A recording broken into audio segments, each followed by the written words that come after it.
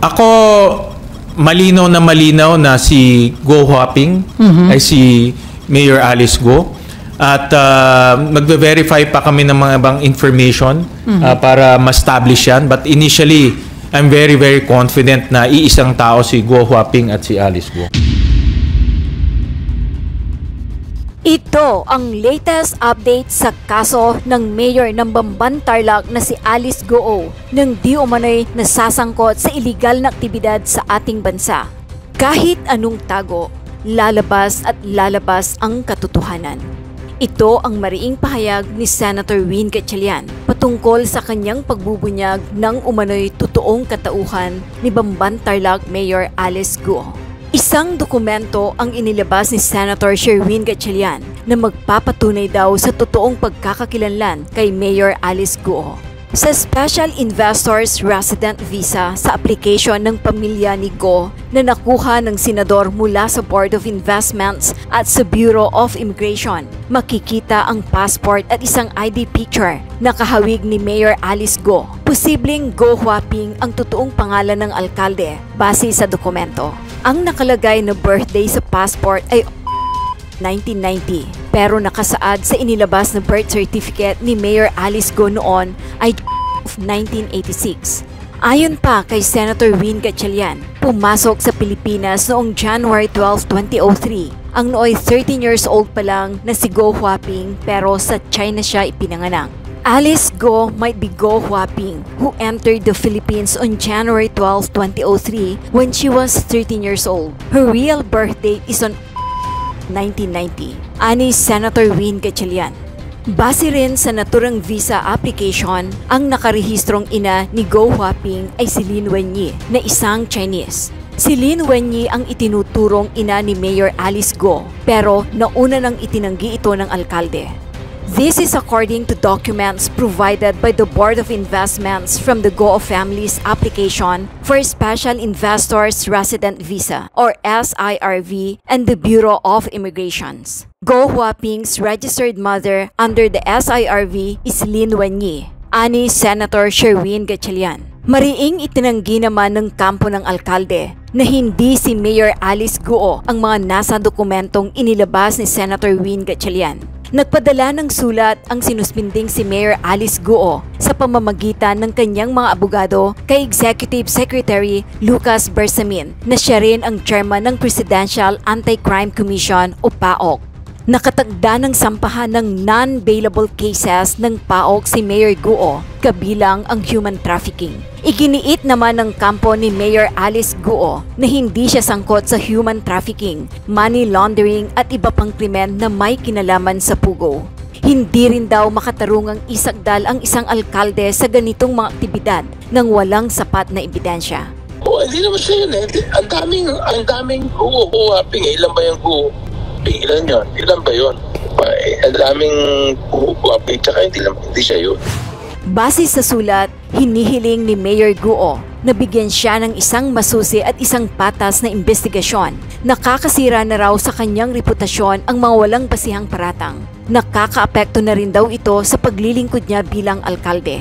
Hindi rin daw totoo na itinayo ang Baofu Land Development Incorporated para sa money laundering at pagpapatayo ng Pugo Hub. Rehistrado daw ito at itinayo na naayon sa batas.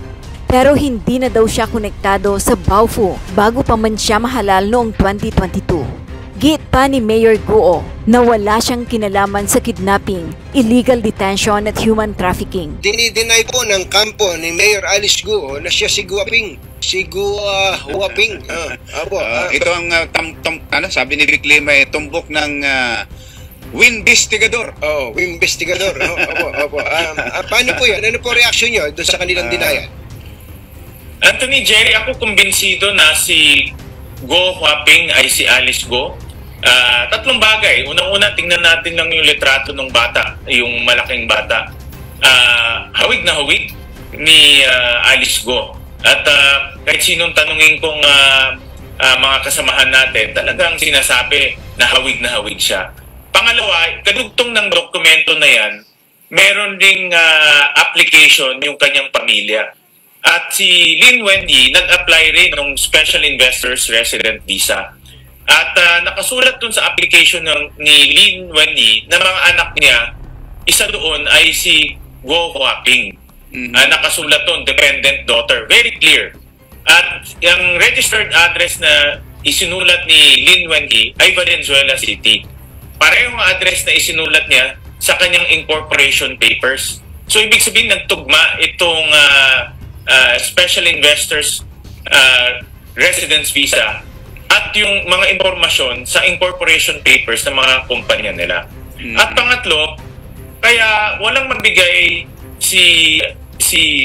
tawagin ko ng Guo Huaping, si Guo Huaping ng detalye tungkol sa kanyang pagsilang, yung kanyang elementary school, yung kanyang kaibigan. Dahil nga 13 years old, nasa China pa siya. At pumunta siya dito sa ganyang edad at dito na nanirahan. At dahil hindi sila dumaan sa naturalization process, ang ginawa ng kanyang ama, nagsinungaling doon sa late registration at ibinigay itong mga peking detalye. Kaya naging Pinoy siya o naging Filipino siya gamit yung kanyang peking birth certificate. Humaba itong teleserye na ito ng Lucky sa Farm. Lucky sa Farm. Yung itong kay Mayor Alice Guo na ito. Ano ho ba susunod? Kayo dyan sa Senate, nag-executive session pa kayo nun eh. Hindi pa ho ba tapos ito, Senator? At may kasunod pa ba? May hearing pa ba kayo sa Senate? Marami kasing nagtatanong anong connection nitong informasyon sa Pogo. Kaya namin pinalawak yung investigasyon dahil maraming gumagamit itong late registration para makakuha ng Filipino citizenship na maling-mali. At kung ikaw ay meron ng Filipino citizenship, pwede kang bumili ng lupa at pwede kang kumuha ng Filipino passport. At ito naman yung connection sa Pogo dahil itong mga peking Pilipino meron ng Filipino passport at may Filipino birth certificate, nakakabili na sila ng lupa na katakot-takot. At pwedeng ipatayo dito yung Pogo Hub, pwedeng dahil may Filipino passport sila, pwedeng kumuha ng pera sa labas at ito na rin papasok yung money laundering angle. Kaya importante na maimbestigahan to at nag-file nga ako ng resolution para lalong pa maimbestigahan itong late registration process dahil naabuso at nababoy itong late registration process natin. Last question, maikli na lang. Ang tanong po sa inyo ng kampo ni Mayor Alice Guo, bakit daw po ba galit na galit kayo sa kanya? Hindi naman ako galit, no? Ito lang yung mga ebidensyang lumalabas. Ako naman ay ang aking mga pananaw at sariling pag-aanalisa ay galing sa mga ebidensya at dokumentong pinapadala. Ay, yun ang sa hearing at sa aking mga statements, lagi kong sinasite yung mga dokumento at tinatahi-tahi lang namin. Sa totoo lang, Anthony, katakot-takot na dokumento yung dumadating at inaanalisa namin, tinatahi namin para makita namin yung buong larawan in big picture. Kaya walang emosyon to kundi puro ebidensya lang ang tinitingnan natin. Senator Win Gatchalian, sir, maraming salamat Thank you, po at Senator. magandang umaga po sa inyo. Anthony, Jerry, maraming salamat. Thank you. Kayo na yung magkwento sana, discovery po ninyo. Kasi sabi ko kay Doris, pasilip, gusto kong makita yung may picture eh. Meron. O, paano nyo na-discover yan, Senator? Actually, dahil sa pag-iimbestiga at pagkukuha ng dokumento sa iba't ibang ahensya, nag-submit sa amin yung Bureau of Board of Investments. Ito yung nag-i-issue ng Special Investors Residence Visa. Dahil nakita namin sa passport ng mga magulang ni Guo Huaping, yun ang tatawag ko sa kanya, na yung kanyang ama at ina pumapasok dito gamit yung Special Investors Residence Visa. So hiningi namin sa Bureau of Investments or sa Board of Investments yung mga detalye nitong visa na ito. At binigay sa amin na itong mga dokumento na kasama ng kanyang mga magulang, yung mga anak. Nakalista kung sino-sino yung mga anak na yun. Kaya may dalawang picture doon, yung picture sa passport, ito yung picture ni Guo Huaping na bata pa. At kung kukuha ka ng visa, yung most recent picture mo, kukunin rin nila. Kaya ito yung dito yung batang malaki, ito yung most recent picture.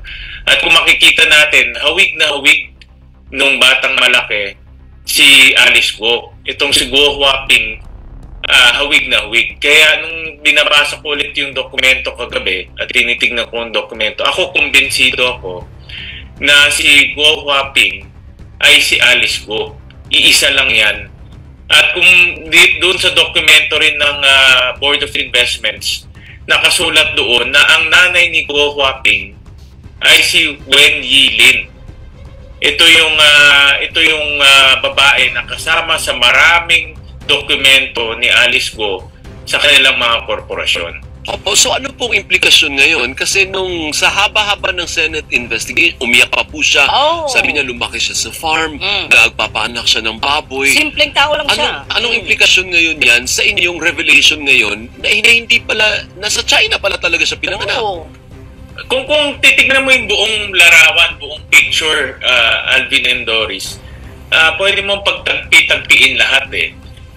Tingin ko kaya hindi niya maikwento yung kanyang childhood, yung kanyang kabataan dahil hindi siya lumaki dito. At kaya walang records ng kanyang birth kung saan siya ipinanganak dahil hindi siya ipinanganak dito. Dumating siya dito nung 13 years old according to the Bureau of Immigration data. At nung dumating siya dito, gamit niya ay Chinese passport. Kasama niya rin si Wen Yilin according to the Bureau of Immigration data. Ito lahat nasa Bureau of Immigration, no? Hindi invento namin to. Magkasama sila sa eroplano, pareho pa nga yung Bureau of Immigration officer na nagtatak ng kanilang passport, nakita rin namin sa records. At nung dumating sila dito, nag-apply sila sa Board of Investments ng Special Investors Resident Visa. Kaya pasok-labas sila dito. In fact, from the time ng 2008 to 2011, si Alice Guo at si Guo Huaping gamit niya dalawang passport, pasok-labas. Ginagamit niya minsan yung Chinese passport niya, ginagamit niya minsan yung Filipino passport niya. Until after 2011 lang niya ginamit yung kanyang Filipino passport pag lumalabas na siya. So, Sen, yung sa na-discover na yan at meron naman pong mga dokumento para magpatunay o mag-back up na sinasabi ninyong bagong tuklas na impormasyon tungkol kay Guo at ang kanyang pagkatao, ano ngayon po ang lumalabas po? Nakikita natin, nagsinungaling siya sa Senado. Parang gano'n. Nagsinungaling din siya sa lahat ng kanyang mga dokumento para sabihin na siya ay Pilipino at siya ay nakatakbo bilang mayor at nalukluk pa. So, pagka ganyan po, na nagsinungaling sa inyo doon sa Senado, ano ang implikasyon niyan at ano ang pwede natin gawin sa kanya? Doris, pag 13 years old ka na, kahit papano may matatandaan ka na eh. Oo naman po. Yung 13 years old na kabataan, hindi lahat. Honestly, alam ko kung sino mga kaibigan ko, saan ako lumaki. Kasi 13 years old, approximately parang grade 6 to first year high school ka na eh. So more or less may naalala ka na. Yung kanyang pagkasinungaling, yung pagsisinungaling niya sa Senado na completely wala siyang alam, yan patunay na dahil hindi nga siya lumaki dito, hindi niya maikwento na lumaki siya sa China, dumating dito. Imposible na makikwento dahil dapat panindigan niya na yung kanyang pagka-Pilipino. At dahil sinungaling siya, itong mga ebidensya na ito magagamit na ngayon ng Office of the Solicitor General sa pagpa-file ng co-warranto case para unang-una matanggal siya sa pwesto dahil ang mga bukod-tanging Pilipino lang ang pwedeng tumakbo sa pagka-public office, sa pagka-liquid bayan. At itong mga ebidensyang ito magagamit din natin doon sa sinasabi na nating malaking buta sa ating proseso. In fact, kung iisipin natin kung if we take back, umurong tayo ng konti, tignan natin buong picture, nalusutan tayo, Alvin at Doris eh. Yun nga Imagine may isang peking Pilipino na nakatakbo bilang mayor. At kung hindi pa natin na-detekto, pwedeng maging congressman, pwedeng maging governor. At ilang pang ganitong posibilidad o ilang pang ganitong pangyayari na meron tayo sa ating bansa dahil hindi lang natin nakikita. Pero yung iyong bagong tuklas na ebidensya has nothing to do naman with the allegation na itong si Mayor Go ay may connect sa Pogo. Yeah. Kasi remember, doon nagsimula yun, Senador, hindi ho ba? Nagsanga-sanga lang. Tama. Well, hindi directly dahil 'di ba meron na tayong nakikita ngayon na ginagamit yung late registration natin para kumuha ng Philippine passport. So, ito ay isang ebidensya na nagamit at nagsinungaling sa late registration natin para makakuha ng fake passport at eventually tumakbo. So, hindi siya directly, maybe, baka hindi pa ngayon, Alvin, dahil tuloy-tuloy pa investigation. Pero definitely, ito ay isang paraan para sa mga dayuhan na kumuha ng Philippine nationality at eventually Philippine passport at magnegosyo dito. Yeah. Dahil, for example, bigyan kita halimbawa, Filipino lang ang pwedeng bumili ng lupa eh. Pero alam natin na si Alice Go o si Go Huaping, maraming lupang binili. Ilang ganitong pangyayari ang meron tayo sa ating bansa. Kumbaga, baka meron ng mga dayuhan bili ng lupa dahil nagpapanggap na Pilipino sila, pero pag tinignan mo talaga, dumaan din sila sa late registration. So in other words, nagbukas rin itong investigasyon ng isa pang malalang problema na nangyayari sa ating bansa na hindi natin nalalaman, tahimik lang. Diba? Maraming dayuhan bumibili ng lupa at hindi natin nalalaman at ngayon meron ng ebidensya na nangyayari na pala ito sa ating bansa. Pambukas din ng ating mga mata yan, Senador, Tama. na mayroon din po tayong mga opisyal na ang hirap na, ang sama naman sabihin, pero nadadaan po sa mga kung ano-anong pakiusapan eh. O diretsahin na Or natin. pera. Pera! Opo, kaya nagkakaroon sila ng mga dokumento na ganyan. Naging butas talaga, Doris, itong late registration, naabuso na naabuso. At dahil sa pagkaabuso dito, ang lala nung pangyayari na nangyari. No?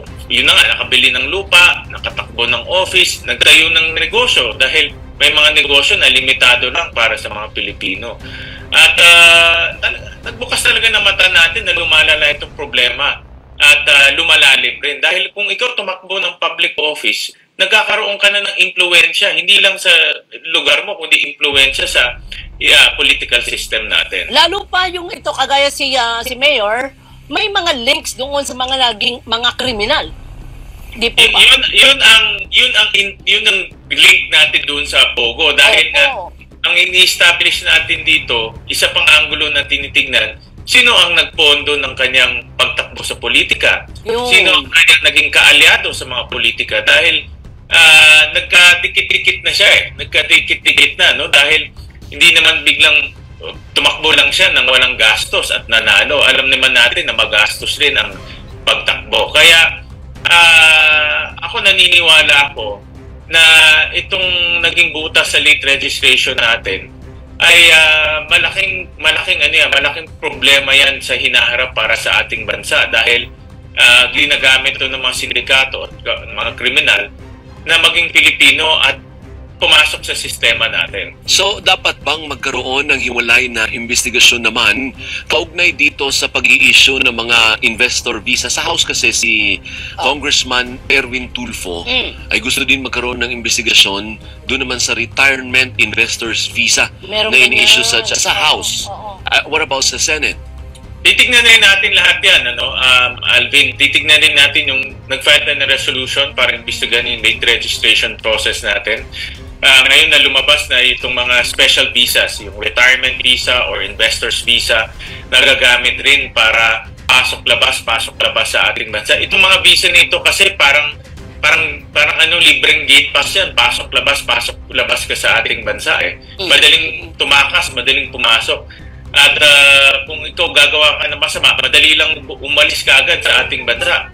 Kaya dapat tignan rin yung angulo na yan. Pero come to think of it, Senator, parang tayong Pilipino din po may kasalanan. Kung totoo nga, dahil ba't natin pinalusot? Ano po? Correct. Itong late registration natin, ginawa natin yan, pinadali talaga natin yan para yung mga katutubo, yung mga mga mahirap nating kababayan na pinanganak sa probinsya, na walang records, ay makakuha ng birth certificate. Dahil alam naman natin yun, kung wala kang birth certificate, wala kang magagawa sa buhay mo. Hindi ka makakapagtrabaho, hindi ka makaka-apply ng NBI clearance, ng school, hindi ka makakapasok sa school. So marami tayong mga kababayan na walang birth certificate na tinutulungan ng gobyerno sa pamamagitan ng late registration. Pero naging butas to nung nakita na napakadali pala. So ngayon, hindi ka na magna-naturalization process dahil ang naturalization process may hirap. Nung may tatlong paraan, judicial, administrative, at legislative. Napakahirap yan. Mas madali lang kausapin mo yung civil registrar, bigyan ka ng Filipino birth certificate, kaagad, Pinoy ka na. Wait lang, pinag-uusapan namin ni Doris, Senator. Hindi ba po pwede nung 13 siya, pumasok ikamu siya, tapos nag-file siya for naturalization? Pwede ba yun? Dapat yun. Marami, yung mga matagal na dito na mga Filipino-Chinese or mga Filipino-Indian or mga ibang mga lahi, yan ang dinadaan nila, yung naturalization process. Matrabaho talaga, dapat kukuha ka pa ng abogado at kukuha ka pa ng mga professionals at ipapakita mo yung contribution sa ating bansa. At pwede ka rin dumaan ng legislative, pwede sa Kongreso rin at sa Senado. Pero si Go, normal process. Pero si Go wala siyang ganyan, hindi siya dumaan sa ganyan because ang claim niya Filipino siya. Yan ang claim niya. Yan ang claim niya. Pero nung tinanong rin namin yung Philippine Statistics of PSA, kung merong naturalization paper si Alice Go, wala rin silang ipinagay sa amin. Sabi ng PSA, walang ganun na naturalization paper. So, ibig sabihin, hindi siya dumaan sa naturalization. Hindi siya gumawa. Oo nga, so paano niya nakuha yung citizenship niya na Filipino? Ang deklarasyon niya na talagang natural-born Filipino siya? Oo. Dahil nga nagsinungaling yung kanyang ama nung kinuha yung birth certificate. Bigyan ka ng halimbawa na para sa akin, obviously, nagsinungaling siya. Inamin ang kwento ni Alice Go na nanay niya si Amelia Leal, no? Na isang kasambahay. Pero yung 4 na late registration ng kanyang ama, nakasulat doon ang ina ay si Amelia Leal sa 4 na mga anak. So, ibig sabihin, 4 na beses na buntis yung kasambahay niya sa 4 na iba't ibang anak. Parang imposible naman kung na yung kasambahay 4 na beses na buntis at nagbigay ng anak sa 4 na mga anak ni Guo Changchong. Oo, tama. So paano susunod na gagawin natin dito, Senator Sherwin? May hearing po ba ulit? Whereas i-confront mo si Mayor Go, ipapakita mo na, Mayor, ikaw ba ire? O yan ikaw ba yung nasa picture? Identify mo, ikaw ba yan? Well, dininay niya ng lawyers niya, no? Kahapon na nakita ko sa balita na hindi siya yan at ibang tao yan. Pero ako, kumbinsido ako na si Guo Huaping ay si Alice Go. At merong mga nakasulat doon sa DOI records. Bigyan kita halimbawa, nakasulat doon, ang nanay ni Guo Huaping ay si Wen Yilin na nakatira sa Valenzuela. Ito yung exact address ni Wen Yilin at ni Alice Go sa mga corporation papers nila nung sila ay nag-incorporate ng mga kumpanya dito. Parehong address. So, parehong address sa BOI, parehong address sa incorporation papers. So, nakita namin na may consistency pagdating sa papeles. Okay. So, wala na hearing? Meron pa. June 25, meron pa kami. So magkakaroon ng magkaharap kayo. Ipapakita mo sa kanya yan na, Mayor, ikaw ba ire? Kaya nga yung challenge natin na magpa-DNA test si Alice Go at si Lin Wenyi. No, kung gusto niyang patunayan na nagkamali kami o mali yung impormasyon natin, ang pinakamaganda magpa-DNA test si Wenyi Lin at si Alice Go. Pero paano natin makukuha DNA? Paano natin makukuha ang DNA ng tatay niya kung wala na dito? Hindi, yung nanay niya.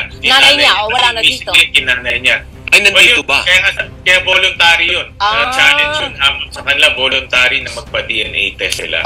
Okay. Sige pa rin, last na question, Senator. Kahapon po ay nagpunta yung mga abogado ni Mayor doon sa Malacanang para ihatid yung kanila, sulat ni Mayor kay E.S. Bersamin. Anong reaction mo doon? Ano sa palagay mo ang misyon ng ganong klaseng pagsulat kay Executive Secretary?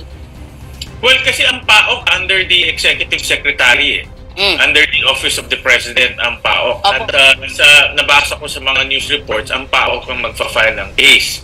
So, umaapila sila kay ES na maging patas ang PAOK dahil ang PAOK nga is under kay Office of the President and kay Executive Secretary. Pero ganun pa man, dadaan naman yan sa due process eh. Kahit na ang PAOK mag-file ng case, dadaan din yan sa hearing. Ipapakita yung ebidensya, ipapakita yung mga dokumento. At kung napatunayan na siya ay guilty, makukulong siya dahil ang human trafficking ay non-bailable. Kung hindi naman mapatunayan, di matatapon lang yung kaso. Kaya may due process naman. At magtiwala siya sa due process dahil hindi naman automatic makukulong siya. Okay. Pahabol, may statement ka ba dun sa latest na nangyari sa West Philippine Sea? Mukhang umiinit at umiinit, ano po? Yun nga eh. Ako, muli, ilang beses ko nang sinabi to at sasabihin ko ulit, kinokondena natin yung agresibong pagtrato sa atin ng China dyan sa West Philippine Sea. Lalo tayong lumalakas at nagbubuklod-buklod pag nakikita natin yung ganyang pangyayari. At sinabi ko na rin to na yung international arbitral ruling ay hindi mababaligtad. At yan ang sinasabi niyan, yan lugar na yan ay may karapatan tayo. Hindi, pero may bago ngayon sa nato. May pisikalan na, may nawalan na ng daliri, may nasugatan na. At kinuha yung armas. Ito dapat tuloy-tuloy ang pagpa-file natin sa United Nations ng reklamo at i-dokumento natin mabuti ito. At nakita ko yung pahayag ng mga international community, lalo na yung mga bansang may karelasyon tayo na kinukondena rin nila at sinusuportahan yung ating posisyon. So, makikita natin na tayo ay nasa tama at sumusunod tayo sa batas. At dapat itigil na yung karahasan dyan dahil pag isang pagkakamali lang, baka lumala at lumala yan. At tayo naman, hindi natin pinalalala ang sitwasyon dyan.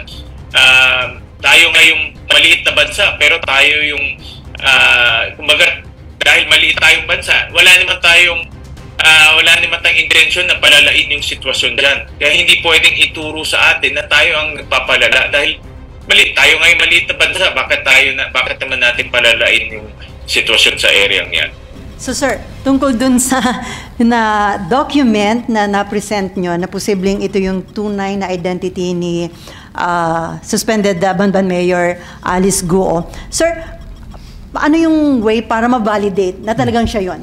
Unang-unang kumbinsido ako na si Guo Huaping ay si Alice Guo. Kumbinsido ako doon. Tatlong dahilan. Una, tingnan nyo lang yung picture ni Guo Huaping. No? Yung similarities hindi natin matatanggal eh. No? Talagang hawig na hawig at kamukhang-kamukha nyo yung bata doon sa application for Special Investors Resident Visa. Pangalawa, doon sa dokumentong yan, nakasulat kung sino yung nanay niya.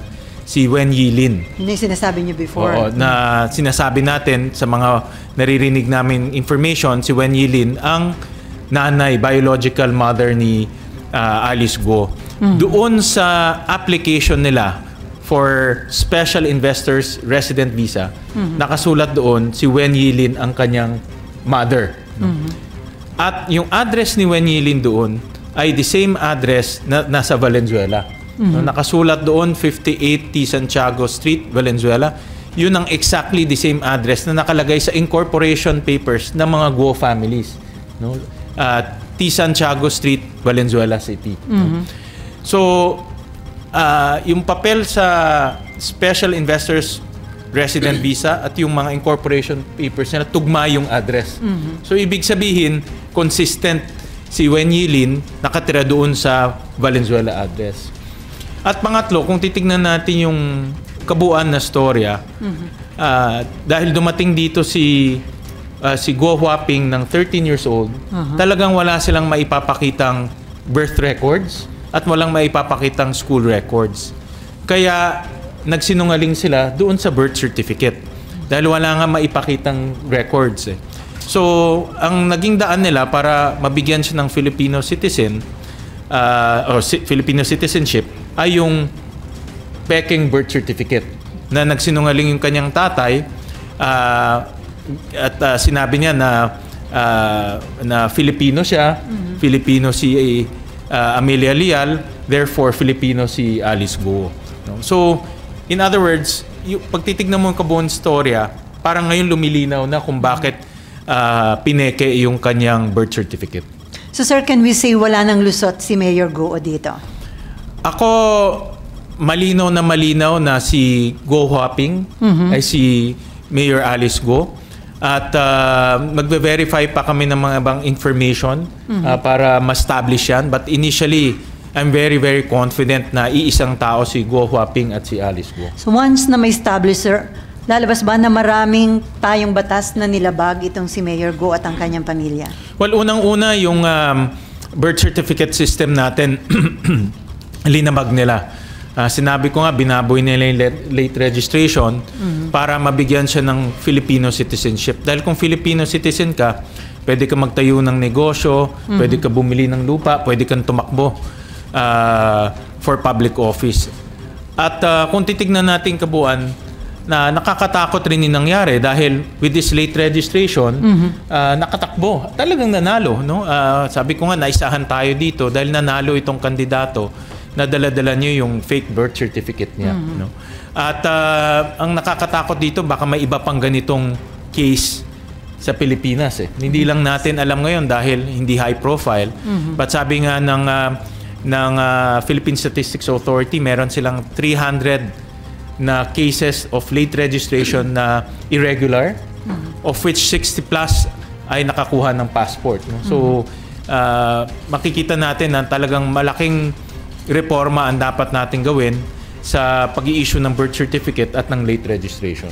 Sir, the mere fact na yung documents galing ng Bureau of Immigration at saka Board of Investment, so ito rin ba hawak na rin ng Office of the Solicitor General para dun sa magagamit nila dun sa co-warrant to case against? Magagamit nila yan. Ang aking panawagan sa Office of the Solicitor General, kumuha na ng official documents kasi ito pinadala sa Senate. Sila mismo kumuha ng official documents from the Bureau of, from the Board of Investments, from the Bureau of Immigration, para official yung hawak nilang dokumento. Although itong si Mayor Go sa pamamagitan ng kanyang abogado, dinideny niya yung documents na hawak niya, sir. Yeah, dahil ang narrative nila, nabuntis nung kanyang ima yung kasambahay. Yun ang narrative nila. But if you look at the 4 late registration birth certificate, meron na 4 Kay Alice Go, kay Sheila Go, kay Simen Go, kay Wesley Go. Pare-pareho yung nanay, si Amelia Leal, in those 4 birth certificate, late registration birth certificate. So, ibig sabihin, 4 na beses na buntis yung kasambahay. No? So, by that alone, para magdududa ka, diba? Na 4 na beses nabuntis yung kasambahay nila at ipinganak 4 na yung magkakapatid na yon. No? Okay, Mav. And then si Beck.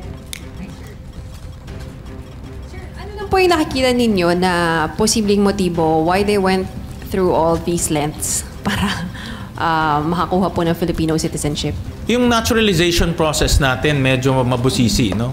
For obvious reason, gusto nating yung mga dayuhan na gusto maging Pilipino, gusto natin masigurado na may contribution sila sa ating bansa at magiging mabuting mamamayan sila ng ating bansa. So may proseso dyan, no? Judicial, administrative, and legislative. Kung matatandaan nyo dito sa Congress, marami tayong ini-sponsor na maging Filipino, no? Iba ay sports personalities, athletes, iba ay tumutulong i-promote yung bansa natin. So alam natin itong mga taong to ay magiging produktibong mamayan ng ating bansa. Tinignan rin namin yung lahat ng legislative naturalization process for the last ilang years? 20 years? Wala kami nakitang Go Huaping o wala rin kaming nakitang Alice Go. No? So, hindi siya dumaan dito sa Kongreso. No? That's for sure. No? At nag-issue na ang PSA na walang naturalization papers si Alice Go. Nagbigay na sa amin ng certification doon. So, pinapacheck lang namin sa judicial kung merong naturalization process through the judicial route. But, yan kasi mahirap eh. Dapat patunayan mo na maganda yung ginagawa mo dito, patunayan mo na magiging mabuting mamamayan ka. So, mabusisi rin yung proseso. Pero tama yon kasi hindi naman tayo pwedeng basta-basta mag-naturalize. No? Gusto natin masigurado, matiyak natin na maayos itong ina-naturalize natin. Pero obviously, sir, napakarami pa rin loopholes kaya nalulusutan, di ba? Actually, dapat tignan natin yung mas malaking larawan, the bigger picture na naaabuso talaga itong late registration natin. At ang nakakatakot dito, pwede silang bumili ng lupa. Yan ang shortcut para makabili ng lupa. In fact, nung tinignan namin records between 2008 to 2011, si Go Huaping at si Alice Go nagta-travel sila in and out of our country. So, ibig sabihin, ginamit ni Go Huaping yung kanyang Chinese passport at ginamit rin niya yung kanyang Filipino passport in and out of our country. We have the passport numbers on record. So, dalawang passport meron? Dalawang passport niya. Tumigil lang siya lumipad noong 2011. So, from 2008 to 2011, nakita namin itong dalawang pangalan, si Go Huaping at si Alice Go, lumilipad at the same time. So, most likely, ginamit niya yung dalawang passport niya. Sir, next week, may another hearing, yung Committee on Women.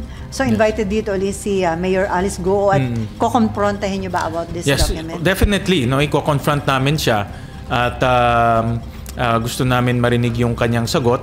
But by the statements of his lawyers, obviously, i-deny niya yan. So, but matibay na ito. I think itong ebidensya galing sa Board of Investments, matibay at nagpapatunay na si Go Huaping at si Alice Go iisang tao lang. Sir, initiative ng BOI at saka ng BI yung pag-provide sa inyo ng document para makatulong sa investigation ng Senate? Hindi. Nung binigay sa amin ng BI yung passport records ng kanyang ama, si Guo Jiangjong at si Wen Yili, nakita namin na yung visa nila is Special Investors Resident Visa. No? So yan ang visa na ginamit nila para makapasok at labas sila ng bansa natin. So hiningi namin sa Board of Investments yung mga supporting papers nito. At yun, pinadala nila itong mga supporting papers ng application. At yun na nakita ninyo? At yun na nakita. Actually, marami yun. May mga iba pa siyang kapatid doon. Doon sa supporting papers. Okay, Maven then Vec nga pala. So, sir, yung apat na magkakapatid, nandun po sila lahat sa dependents? Tatlo. Doon sa pinadala ng Board of Investments, ito yung aking personal na analysis. Si Wen Yili, may 3 anak. Pero si Guo Jiangjong, may ibang kasama o ibang asawa. No? So dalawang groups ang pinadala. Yung group ni Guo Jiangjong na may asawa at anak at pinadala yung kay Lin Wenyi na may mga anak rin. No? So dalawang groups ang pinadala. No? So ang aking pag-aanalisa, si Guo Jiangjong may asawa at si Wen Yili ibang pamilya. O kinakasama niya o asawa niya. Hindi ko lang alam kung they are married or not. No? Pero definitely kinakasama niya yun. At sinabi rin naman sa mga press statements ni tawag ko na Go Huaping. Ni Go Huaping. Salit na Alice Go. Go Huaping na si Wen Yili ay kinakasama ng kanyang ama. No? So inamin niya naman yun eh. No? So parang nagtutugma yung story na yung kanyang ama may 2 pamilya. That's my own personal analysis based on the records. Okay, Vec. Sir, ang sabi po ng abogado ni Mayor Go, hindi malayo naman yung itsura nung picture doon sa passport kay Mayor Alice. Anong masasabi niyo po doon? Well, para sa akin, hawig na hawig eh. No? Hawig na hawig. And again, the next corroborating data, si Wen Yilin. No, doon sa data, si Wen Yilin yung nanay at ang dependent daughter, ang tawag ng BOI dependent daughter, ay si Go Huaping. No? So puts them together in that document. No? yun yung magkasama in that document.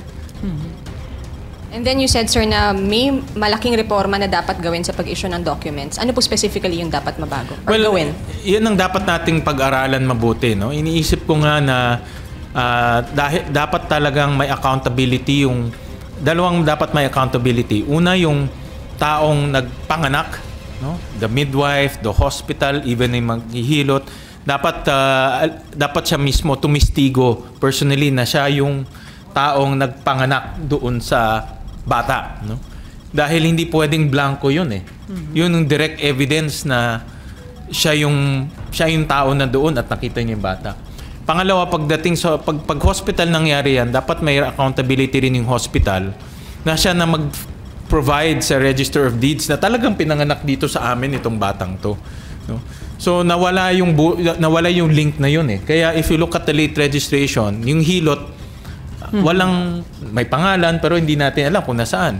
Doon naman sa other late registration nila, may midwife pero walang nakasulat kung ano yung license number, kung ano. So hindi natin talagang alam kung sino yung taong nagpanganak doon sa bata, no? Butas yun eh, hindi natin alam yun. Pero sir, bakit kaya hindi doon na birthday nila nilagay doon sa birth certificate na kinusaan? That's a very good question. Si Alice Go at this time is 34 years old, not 37, no? Based on sa birthday ni Guo Huaping. At nung 2000 nag-issue yung kanyang late registration 2005. At that time she was 19 years old. So hindi pa pwede. So pagbabawasan mo ng 3 years, yung 19 magiging 17 lang siya. Pero at that time bumibili na sila ng lupa, nag-incorporate na sila ng papers. So pag minor ka, hindi ka pwede bumili ng lupa, hindi ka rin pwede mag-incorporate ng mga corporation. So ang theory ko, again, personal analysis ko, pinatanda niya para si Alice Go pwedeng mag-incorporate ng mga corporation, pwede rin siya bumili ng lupa. Pero 3 years younger siya. Yeah. So yun ang aming analysis. Okay, Cecil. And then Daniel. So ibig sabihin, sir, hindi 37 years old si Go doon sa sinasabi natin? Hindi. She's only 34 kasi ang birthday niya is August 31, 1990. So additional perjury yun if ever. Tama ka doon. And then sir, may sinasabi yung lawyer niya, si Attorney David, na somehow may violation of the Privacy Act. Daw yung SALN niya at saka yung identity niya ay hindi dapat minimade public kasi sinasubmit lang nila sa Senate. In aid of legislation lang dapat ang gamit. Lumilihis siya sa pinaka-topic eh. I think dinidivert nila yung attention. Hindi naman yung attention. Ang punto dito is yung kanyang peking birth certificate at dinoktor yung kanyang birth certificate. At idudugtong ko rin to sa Pogo. Siguro, sinasabi nila, marami kasi nagsasabi, Pogo, paano napunta tayo doon? Ito kasing naging daan para bumili ng lupa. No?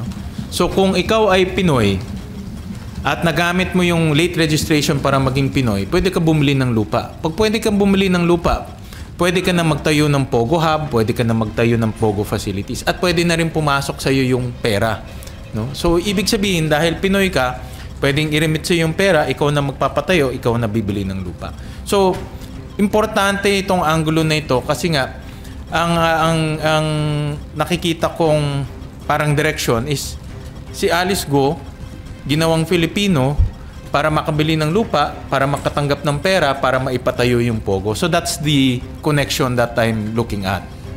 So pag pinag-sum up natin at mapapatunayan na hindi talaga siya Pilipino, pwedeng i-forfeit ng government yung lahat ng property? Pwede mangyari yun. Magiging defective yung purchase niya. And last na po. Sir, yun ba sa tingin mo, family lang nila Go yung nagpapaikot dito sa sistema natin? Or do you think China sponsored ito para ma-penetrate talaga yung inuunti-unti yung Pilipinas na kunin? Hindi ko alam yung ganun na angulo, tsaka hindi ko masasabi with certainty. But right now, everything is possible dahil nga with this late registration, kahit sinong dayuhan, no? Ikaw pwede kang maging Hapon, pwede kang maging Koreano, pwede kang maging Nigerian, at dumaan ka dito sa late registration. No? At ang sinasabi ko nga, kung magiging automatic Pinoy ka through late registration, pwede kang bumili ng lupa. No? Yun ang medyo dapat natin tignan mabuti. Dahil pag bumili ka ng lupa, pwede ka na magpatayo kung anong gusto mong ipatayo. Okay, thank you. And then Daniel and then Marlon. Hi, sir. Ako po yung di nyo staff. Sir, ingin ko Lagi lang. na, ba yun? nasa likuran niyo, sir. Kala ko si ano yun eh. Ang daming article Si Senior Aguila. Sir, hingan ko lang po kayo ng reaction. Sinabi po nung company Mayor Go, parang they are still inclined na tumakbo sa 2025. Importante yung action ng Solicitor General. No? Because judicial process yan, magpa-file sila ng case. At dito patunayan ng Office of the Solicitor General na hindi siya Filipino. At yun na nga, nagsinungaling sila doon sa kanilang birth certificate. So importante yan. That's the first step. Dahil kung nangyari yan, then hindi na siya pwedeng mag-file ng Certificate of Candidacy. Kasi dahil isusulat mo doon, are you a Filipino? Hindi niya na ma-check yun. Yung box na yun. So ibig sabihin, sir, kailangan kumilos na ng mabilisan kasi kung malapit na yung filing. Yes, tama ka doon. Yeah, that's a very good point. Dahil October na yung filing, at kung walang kaso or yung kaso pending, technically, pwede pa siya mag-file ng Certificate of Candidacy niya. Pero pwede Tama siyang ka doon. ma-disqualify, sir, in case na during the campaign, lumabas yung result. Ako, I would assume, pag final niya yun, maraming taga-Bamban magpa-file ng disqualification because of this. No? Most likely, makakalaban niya bilang alkalde. No? So, magpa-file siya. So, babagsak rin doon sa hearing. Pero pag file mo, hindi automatic yun. Magkakaroon ng hearing, papatunayan mo. So, mayroon ring round of due process. Si Marlon and then Nympha. Sir, as pointed out nung mga lawyers ni Guo, sabi nila, he who alleges should prove yung allegation. Meron pa ba, sir, iba pang ebidensya, documentary na makukuha pa o mapepresent? Meron pa. Hindi ko lang masabi ngayon kasi we're still in the process of validation, pero meron pa. Na direktang magpapatunay na hindi siya Filipino dahil nanay niya si Wanyili. Meron pa. Sir, and then what will happen kung hindi mapatunayan ni Guo yung kanyang Filipino citizenship? What will happen to her? Ang process ay nakikita kong process yan, yung kanyang birth certificate ay ma-invalidate. At since wala na yung birth certificate niya invalidated na, hindi siya magiging Filipino. At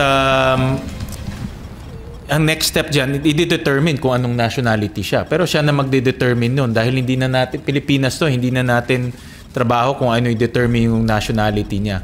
No? Ang trabaho lang natin ay ma-invalidate yung birth certificate niya dahil nga yung mga impormasyon na binigay ay mali-mali. No? So, but ngayon kung anong nationality niya, siya na magpapatunay niyan kung ano yung magiging nationality niya. Sir, yung in connection dun sa tanong ni Mav kanina, we all know that Pogo only came into existence 2017 at 2019. Doon talaga sila dumami. But there were acts committed by Guo and her father, their family, way before nung nagkaroon ng Pogo sa Pilipinas. In fact, as you earlier mentioned, nagtayo na sila, nag-incorporate sila ng iba't ibang company na it would appear na hindi naman kumikita ng malaki. Ano, sir, yung tingin nyo yung dahilan bakit niya nila dadayain yung citizenship ng mga anak, magtatayo ng company na maliliit? Do you think this part of what you previously mentioned na money laundering yung activity talaga? Hindi ko lang masabi ngayon, no? But I had a meeting with AMLAC last Friday. Nagpa-brief ako. Hindi ko lang masabi ngayon kasi I told them I'll treat that as an executive session because ongoing pa yung investigation. But definitely mabigat yung angulo ng money laundering. And we'll request AMLAC to present their findings kung kaya na next Tuesday o kung ano pang pwede nilang i-present. But definitely yung angulo ng money laundering mabigat yun. No? At I hope that AMLAC can already present some of their preliminary findings sa hearing. But yung angulo na yan should be pursued. Dahil ang kinakatakutan ko, pag itong money laundering hindi natin mapipigil, pumapasok ang pera na hindi natin alam saan nanggagaling. At nagagamit yan sa politika, nagagamit yan sa iba pang hindi tamang bagay. Dahil hindi mo alam saan source. Hindi mo rin alam saan ang paggastos. No? At kaya if you look at the financial statements, talagang wala kang makikita doon eh. Pero makikita mo naman sa lifestyle ni Guo Huaping. Nakikita mo naman yung kanyang campaign, no? Nasa social media yun. Hindi ordinaryong kampanya yun. No? Yung bumababa ka sa helicopter, hindi ordinaryo yun. No? So, definitely may pinagkukunan silang pera. And then, Nympha. Sir, sa mga recommendations ng committee, likely ba kasama yung pagsasampa ng kasong perjury against the mayor? Possible yan. Possible yan. Lalo na sa kanyang father. Sinabi na rin yan ng PSA, no, na pwedeng mag-file ng perjury against the father kasi yung father ang nag-file ng late registration birth certificate. At nananawagan din ako sa PSA na laliman pa yung investigasyon nila sa sindikato na nangyayari sa loob ng mga civil registrar. Ako naniniwala ako na merong sindikato sa loob dahil hindi to the first time. No? So ang PSA dapat should investigate also dahil sila yung naging butas At hanggang ngayon, tuloy-tuloy pa rin yung late registration. Kung hindi nila ma-investigate kung sino itong mga sindikato, tuloy-tuloy rin tayo nag-i-issue ng fake birth certificates. Okay, sir, kay Mayor kasi, di ba, nung una dininay niya na meron siyang mga kapatid, pero eventually inamin niya kasi kasama niya pala pa-abroad yung isa sa mga kapatid. Si Sheila Guo. So merong inconsistencies or lying. So, yun ang magiging basis din, sir, ng recommendation ng perjury. Pwede rin yun. Dahil nga, the first hearing talaga, completely outright denial doon sa dalawang kapatid niya. Pero nung second hearing, bumaliktad siya. No? Na kilala niya pala at pinoprotektahan raw niya yung mga kapatid niya sa intriga. No? Pero hindi, palusot na lang yun sa totoo lang. No? And meron din kaming doon din sa incorporation papers ng mga Guo family. Ang presidente, si Alice Guo, ang treasurer or corporate secretary, si Sheila Guo. So nakita namin na itong dalawa, hindi lang sabay na bumabiyahe, magkatrabaho rin. So obviously nagsisinungaling siya. How about contempt, sir? Contempt. Possible yan. Pero sir, kasi dun sa dalawang hearings, nire-raise na lagi na nagsisinungaling si Mayor Guo, pero bakit hindi pa ho siya nako-contempt? Possible yan. Binibigyan, dahil nasabi ng chairman, dahil nga public officer siya, binibigyan rin natin siya ng, kumbaga, ng leeway para ipaliwanag yung sarili niya dahil lingkod bayan rin siya. No? But since ngayon, suspended na siya, no? Pag kinontempt siya, hindi na siya mayor May vice mayor na nag-ooperate o nagpapatakbo ng banban. So, posibleng mako-contempt siya pag nagsinungaling pa rin siya. No?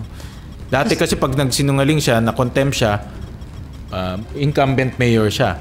But since suspended na siya at merong OIC mayor, possible na i-contempt siya pag tuloy-tuloy pa rin yung pagsisinungaling niya. Contempt and detained here in the Senate, sir. Yes. So, sir, possible na patong-patong na kaso kakarapin ni Mayor Guo. Di ba, non-bailable ba yung sa human trafficking na... Yeah, kaya before I answer that, kaya gusto ko ulit ibalik yung DNA. Mawawala itong accusation sa kanya kung nagpa-DNA siya at si Wen Yilin. No? As simple as that. Kung si Wen Yilin at siya nagpa-DNA at hindi sila mag-ina, mawawala itong lahat itong accusation sa kanya. So, kung ako sa kanya, magpa-DNA test na siya. Of course, full transparency, no? May mga witnesses, may media para magkaalaman na kung sino talaga ang nanay niya. Sir, doon sa hearing ba next week, kasama na rin yung nangyaring pag-raid sa Porac, Pampanga? Yes, kasama na. According to the committee, isasama na yung discussion dito sa raid ng Porac. And then, doon ba sir involved yung si Dennis Cunanan? Nabasa ko lang sa statement ni Senator Risa, being the chairperson. Siyempre siya ang may call kung imbitahan si Dennis Cunanan. But nabasa ko na imbitahan siya. No? Dahil nga naging consultant siya sa Lucky South 99 at if I'm not mistaken sa Hongsheng. Naging consultant siya. Both of which connected sa human trafficking, scamming, and torture. Sir, dito sa tinatakbo ng issue sa Pogo at kay Mayor Alice Guo, do you think mahaba pa ito or malapit na matapos? I hope na malapit na matapos dahil makikita natin hindi lang human trafficking, scamming, torture ang nangyari. Pati yung pag-aabuso sa proseso at sistema natin sa late registration, nakahanap ng butas itong mga criminal syndicates eh. Kung hinayaan natin sila at wala tayong gagawin sa late registration natin, magiging Pinoy ang mga sindikatong yan. Hindi malayo na magiging Pinoy sila kasi nakakita sila ng butas eh. At ang late registration, LGU ang nagpapatakbo niyan. So we're talking about 1,600 civil registrar na pwede nilang puntahan at suhulan. No? Dahil anywhere pumunta ka doon, pwede kang i-issuean ng late registration birth certificate at automatic magiging Pinoy ka. Okay, last two question, Marlon and then Nina. Sir, doon sa research nyo, meron din ba kayo nakitang similar information sa mga nakuha ni Sen. Risa regarding the role of former and present government officials sa operation ng Pogo sa Porac and Bamban? May mga names na na-float during the executive session but hindi ko masasabi, no? But may mga names, no? Nabanggit ko nga na marami ng connection ng Pogo, yung Pogo, yung Galamay na kumakalat na may mga names sa political circle. And also, may nabanggit din po kayo na parang lumalabas ang PAGCOR pa yung weakest link doon sa among government agencies that you ask for help para investigahan tong Pogo industry. Definitely sila yung, dahil nga sa conflict of interest nila, hindi nila nagagawa yung regulation ng mabuti. No? Kasi conflict of interest nila, may regulation power sila at may operation powers. Kumikita sila sa operation, pero sa regulation naghihigpit sila. At nakita ko ito yung isa ring butas ng PAGCOR, isang weakness ng PAGCOR, na hindi nila nare-regulate itong mga Pogo mabuti dahil kumikita sila sa kabilang banda. Gusto nila as many Pogo as possible. Bigyan kita ng halimbawa, ito lumabas rin sa committee hearing, na yung incorporators ng Zunyuan at ng Hongsheng, lahat peking address at peking tao. Hindi mahanap ng committee secretary kung nasaan sila. So, dapat ang ginawa ng PAGCOR dyan, inisa-isa nila mga incorporators. Pag nakita nilang peke at hindi mahanap yung address, kaagad wag nabigyan ng lisensya. Pero yung Hongsheng at Zunyuan nabigyan ng lisensya. Kaya naka-operate pa sila eh. Naka-operate pa sila. Sir, should they be held liable for that? Accountable rin sila, definitely. No? That's why hindi lang natin titignan yung accountability ng mga sindikato or ni Go Huaping. Accountability rin ng PAGCOR, even PSA. Dapat accountable rin sila dito dahil nga nakita natin na napakalaking butas sa sistema natin itong birth certificate at late registration. At paano sila, sir, panagutin? Sinong magpa-file ng... Well, nag-file ako ng resolution to investigate itong late registration gap natin, o late registration problem natin. Para sa akin, mas malalim pa ang dapat nating imbestigahan dito sa late registration. Makita talaga natin kung ilang late registration ang mabigyan at ilang doon sa late registration kumuha ng passport. Dahil nakita ko yung trend, pag binigyan ng late registration, and next step kukuha ng passport. Tapos sasabihin, Filipino passport ito at Pinoy ako. No? But pag tinignan mo yung supporting documents, late registration process or late registration birth certificate ang ginawa nila. So may pattern na nangyayari. At na-detect na rin yan ng DFA na ganyan ang nangyayari. Meron ba, Marlon? Okay, Nina.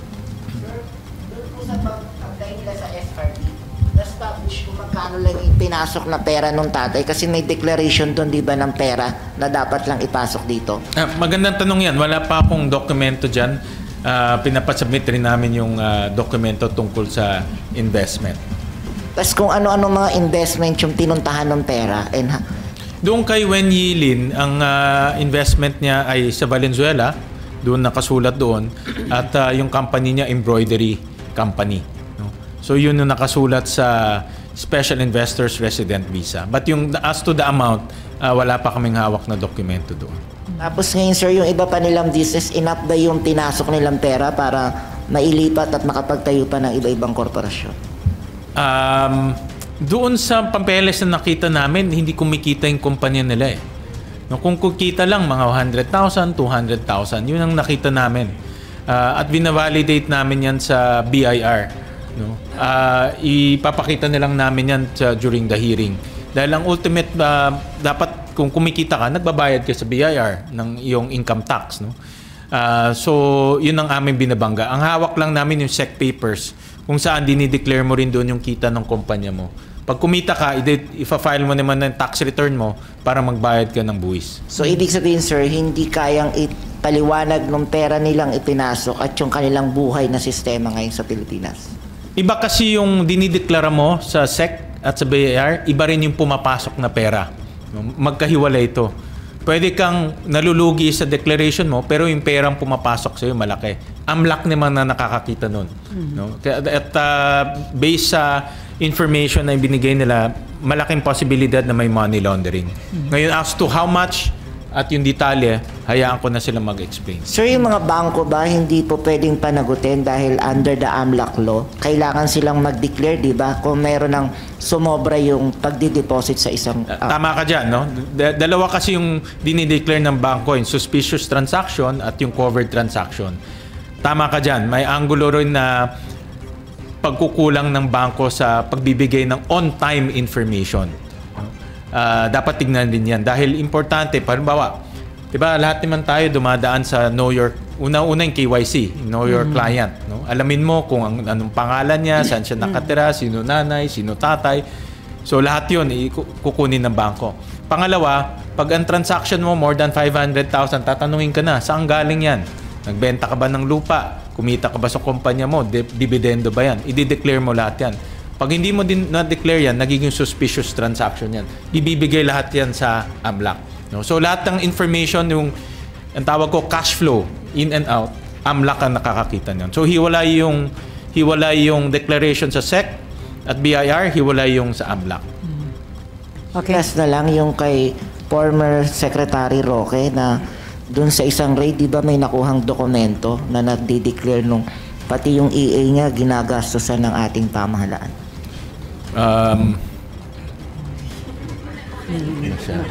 Hindi ko pa napag-aralan masyado yung angulo na yan. But definitely may nakuhang mga dokumento doon sa PORAC as to ang mga tanong ko kasi bakit may dokumento doon na ang pangalan Harry Roque at meron bang relasyon si Harry Roque sa kumpanya no? Doon sa Lucky South 99. Hindi ko pa honestly hindi ko pa nakita yung mga dokumento doon. So i-check niya sir kung protector o abogado siya ng mga kumpanyang 'yon? Well, chine-check namin lahat. No, let's put it this way. No, lahat ng mga lumalabas sa pangalan tinitignan namin, bina-validate. At ang importante dito validation kasi ayaw rin nating magkaroon ng pag-aakusa na wala namang basehan. No? So mga raw documents to na pinag-aaralan pa lang ngayon. No? So ipapatawag din si Roque ng Senado? Chairman lang ang makakasagot niyan. No? Thank you, sir. Okay, Nympha. Junior, sir. Junior. Sir, isa lang po. Bukod po dun sa pag-cancel nung Filipino citizenship, kung sakaling mapatunayan, possible din po kaya yung deportation? Possible yan. Dahil kung hindi ka Filipino, dapat may visa ka dito. At since hindi naman nag-issue ang DFA ng Bureau of Immigration and DFA ng visa, then wala kang karapatan na tumira dito sa ating bansa. Dapat lumabas ka. Now, ang question, saan ka pupunta? Kasi we have to, siya mismo, dapat establish niya kung ano ba yung nationality niya. No? Kasi ang missing link nga yung nanay. Pero sir, ipadideport agad, paano kung may mga violations siyang ginawa dito? Papanagutin ba siya or pala? enough na yung palabasin ng Pilipinas? I think titignan siguro, ang mangyayari dyan, magpa-file ng kaso, yung mga iba't ibang ahensya, depende sa kasong ipa-file. Pero isa nga dyan, yung parang lumalabas overstaying dahil hindi ka Filipino. No? So, titignan lahat yung mga kasong yun. And sir, hindi... Okay. Teka, madam. And sir, hindi lang si Mayor Alice, pati yung family, yung buong family ng Guo. Well, based sa Bureau of Immigration, wala na dito si Guo Jiangjong. Wala na rin si Lin Wenyi. Hindi pa namin na-check yung mga ibang personalidad. No? Pero yung dalawang allegedly magulang niya, wala na dito. Thank you po. Okay, Raymond? Sir, paano pagkakasal sa Filipino citizen? Filipino talaga, Mayor Alice? Naisip ko rin yan. No? Pakasal. Naisip ko rin yan. Pero parang act of desperation na siguro yun pag gagawin. No? Hindi naman yun yung naging punto No? Prospective na yun. Pero hindi naman mawawala yung liability mo sa mga ginawa mo in the past. Hindi naman siya natural. Pwede ba yun? Hindi siya natural bone, sir. Kapag napangasawa Pinoy, magiging Pinoy siya kasi asawa niya Pinoy Pero hindi naman mawawala yung mga ginawa. Nagpakasal ka, yung mga ginawa mo sa una, liability mo pa rin yun. Yung mga sa prospective lang naman yung kasal. Yan ang claim. Sir, before... Hindi siya naturalized. Okay, Jan. Parang ganun. Protecting stateless person. I have to review yung mga batas na gano'n. Medyo complicated nga kasi kung ma-revoke ko yung kanyang birth certificate. No? Unless yung kanyang Chinese passport is still outstanding. Yun ang hindi natin alam. No? Yung last time na ginamit ni Guo Huaping yung kanyang Chinese passport is 2011. No? So merong passport number doon. Okay, may pahabol, Mav. And then meron ka pa rin, Nympha. Sir, comment lang po. Yung PAGCOR daw po kasi aside from yung mga in-issue sa POGOs, meron daw pong in-issue na license sa mga online gambling operators na targeted towards Filipino market naman. They're about 40. Hindi ko pa na pag-aaralan mabuti yan. No? But ang aking initial reaction, wag naman ito maging isabong the second. No? Dahil kung matatandaan natin yung isabong, ultimo mga elementary students tumataya no? At dahil ngayon GCash napakadaling kumuha, madaling magtumaya, madaling kumuha ng panalo mo. No? So hindi ko pa na pag-aaralan mabuti yung konsepto nitong itong kanilang I think online gaming yata ang tawag. But ang initial reaction ko, wag sa bata. No? Dahil ang taya ngayon pag online anywhere pwede mong gawin At hindi naman mababantayan ng magulang yung kanilang mga anak kung tumataya o hindi. At sir, crucial dito yung role ng mga telecom companies, di ba? Ito yung online, sabi niyo nga pati doon sa mga cybercrime na involving POGO. Oo. Talking about that, malaking papel dito. Nakita ko may trend, no? Pag nagre-raid, katakot-takot na prepaid SIM cards ang nakukuha doon. Kaya naging inutil na ang NTC pagdating sa pag-iimplementa yung prepaid SIM card registration. No? Yung SIM card registration daw natin, mahigpit yun. Dapat pakita mo yung identity mo, tsaka ka bibigyan ng SIM card. Pero nakita natin doon sa isang hearing na isinagawa, pati unggoy nakakakuha ng SIM card. No? So, kaya nakita natin na libo-libong SIM card ang nabibili nitong mga POGO companies at mga criminal syndicates. Lahat ng mga raid, mayroon talagang mga SIM cards. No? Kaya naging inutil na yung NTCs pag-iimplementa nito at naging sila, meron rin silang accountability diyan. Dahil hindi lang pwedeng sabihin nila na not a silver bullet or silver ultimate solution. Hindi yun. Ang punto doon, may batas tayo, dapat ipatupad yun. At hindi nila pinapatupad ng mabuti itong batas na ito. Kung meron silang legislative proposal, di mag-propose sila. But after 2 years, wala naman kaming naririnig na legislative proposal. Okay, last question from Nympha. So nakikita nyo bang flight risk si Mayor Go? And kung if she is, kailangan i-suspend or cancel ang passport, although sabi nyo nga meron pa siyang Chinese passport. Kung may Chinese passport siya, easily pwede siyang bumalik ng China, palamigin muna yung sitwasyon. Wala tayong magagawa dahil Chinese citizen siya. No? So, yan ang pwedeng mangyari. No? Possible yan. Possible kung talagang nagigipit na siya. No? Flight risk, sir? Possible. Possible maging flight risk siya. Possible. Mag-subscribe at i-click ang notification bell para sa mga susunod na video updates. Maraming salamat po.